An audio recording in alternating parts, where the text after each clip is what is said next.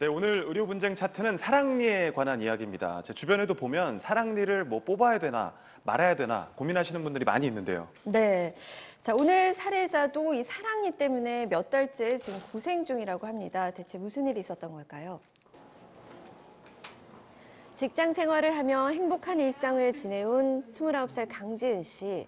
그런데 몇 달 전 치과를 다녀온 이후 충격에서 헤어나오지 못하고 있다는데요. 오른쪽에는 이제 그 치과용 드릴이 남아있는 상태. 잇몸에 드릴이 남아있다니 믿을 수 없었습니다. 어찌된 영문인지 검사를 해보기로 했는데요. 정확한 현재 상태를 알아보기 위해 엑스레이와 CT 검사를 진행했습니다. 그런데 정말 잇몸에 무언가가 보입니다. 가늘고 기다란 것이 지은 씨가 말했던 드릴이었습니다. 사랑니를 발치할 때 사용되는 의료용 드릴이었는데요. 어쩌다 이 드릴이 지은 씨 잇몸에 남게 된 걸까요? 매복되어 있는 사랑니여가지고 양쪽 아래 이를 발치를 했어요. 지은 씨는 오른쪽 사랑니를 발치할 때 드릴의 조각이 잇몸에 들어갔고 의료진은 나중에 이를 확인했지만 알려주지 않았다고 주장합니다. 제가 촬영한 CT랑 이제 엑스레이 사진이랑 그런 사본 의료 기록을 받으려고 병원에 갔는데 그때 말씀을 못 드린 게 있다. 오른쪽에 버라는 게 남아있다. 치아 쪼갤 때 부러졌다. 그때 당시에 부러진 걸 몰랐다고 하시더라고요. 차트에도 환자에게 설명이 되어 있지 않다는 부분이 남아 있었습니다. 그런데 지은 씨는 병원 측의 태도가 더욱 실망스러웠다고 합니다. 병원 측에서는 미안하다고 했겠네요. 그래도.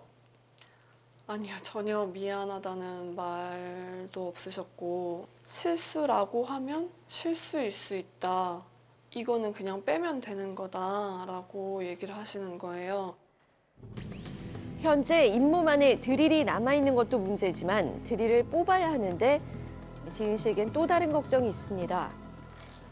다른 병원에서는 이쪽에 있는 것을 제거를 하다가도 신경이 손상될 수도 있다.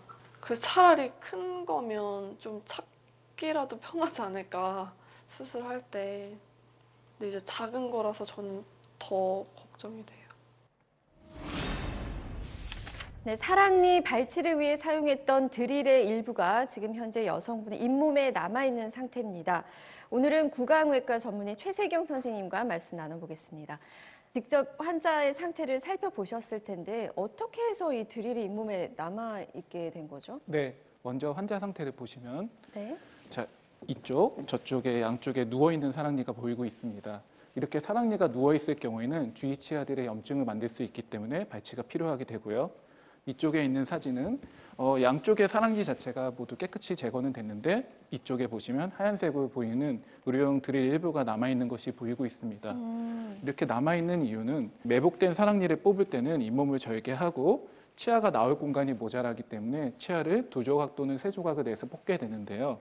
그 뽑는 과정에서 드릴 일부가 파절된 것으로 보이고 그대로 봉합하게 된 것으로 생각됩니다. 자, 이 여성분은 잇몸에 남아있는 드릴을 제거하다가 신경을 건드릴까 봐 손상이 우려돼서 제거를 지금 꺼려하고 있는데 어떻게 하는 게 환자한테 가장 좋은 방법일까요? 지금 위치 자체가 신경감과는 좀 떨어져 있기 때문에 손상이 될 가능성은 낮다고 생각됩니다. 하지만 이게 오랫동안 입안에 남아있게 되면은 몸 안에 조직과 유착이 돼서 장기간이 지나면 제거하기가 더 어렵게 되죠. 초기에 발견된 경우에는 제거를 하는 게 더 낫다고 생각이 됩니다. 네, 오른쪽 잇몸에 드릴이 남아있는 것도 문제지만 지금 왼쪽 잇몸에도 이상 증상이 있다고 합니다. 자, 사례자를 괴롭히는 또 다른 문제는 무엇일까요? 문제는 오른쪽뿐만이 아니었습니다. 왼쪽 사랑니 발치 후 2달이 지난 현재까지 마비 증상이 돌아오고 있지 않는다는데요. 밥 먹을 때마다 왼쪽 입술 안쪽에 감각이 없으니까 씹게 돼요. 그래서 입술 안쪽에 상처가 계속 남아있고 이제 밥을 먹을 때 뭐가 묻어도 감각이 없으니까 신경이 쓰이고 사람들한테 혹시 뭐가 묻으면 말해달라고 얘기해요. 현재 지은 씨의 왼쪽 턱 부근과 오른쪽 턱 부분은 오른쪽과 달리 감각을 제대로 느낄 수가 없습니다. 그런데 이 불편감과 더불어 몇 가지 병원에 CT를 의문점이 확인을 안 있다는데요. 하시고 엑스레이만 보고 발치를 하셨거든요. 발치를 마치고 꿰매고 바로 다음 손님 또 발치를 하러 가셨는데 많은 환자를 빠르게 치료하기 위해 서두르다 보니 환자 감시를 소홀히 해 신경 손상이 오게 된 건 아닌지 궁금하다는데요. 그러나 신경 손상에 대한 동의서에 서명을 한 상황이라 이런 점이 과연 과실로 여겨질 수 있을지 의문이라고 합니다.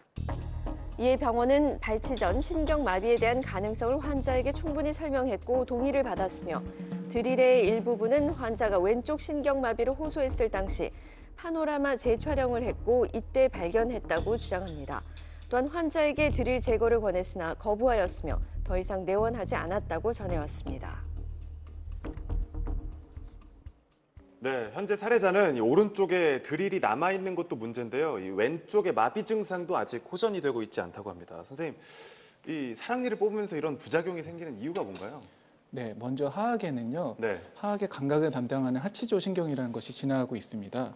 이 턱뼈 위에서부터 턱뼈를 사이를 통과해서 이렇게 쭉 주행을 하고 있는데요. 치아, 잇몸, 그리고 볼살의 감각을 담당하는 감각신경인데요. 네. 일반 치아에 비해서 사랑니 같은 경우에는 좀 더 잇몸 밑에 묻혀 있기 때문에 하치조 신경과 좀 더 가깝게 되고 아무래도 충격을 받을 가능성이 좀 더 높죠. 하치조 신경 마비가 사랑니를 뽑을 때 왔다가 호전이 되는 경우가 대부분인데 오늘 사례자는 호전이 안 되고 있는 건가요? 호전될 가능성이 있다고 생각이 됩니다. 처음 3개월까지는 확률이 가장 높고요. 전체 마비된 케이스의 50%가 회복되고, 근데 만약 3개월이 넘어서도 신경이 돌아오는 차도가 전혀 없다면 상급기관, 대학병원 같은 데로 의뢰를 해서 검사를 하는 게 필요한데요.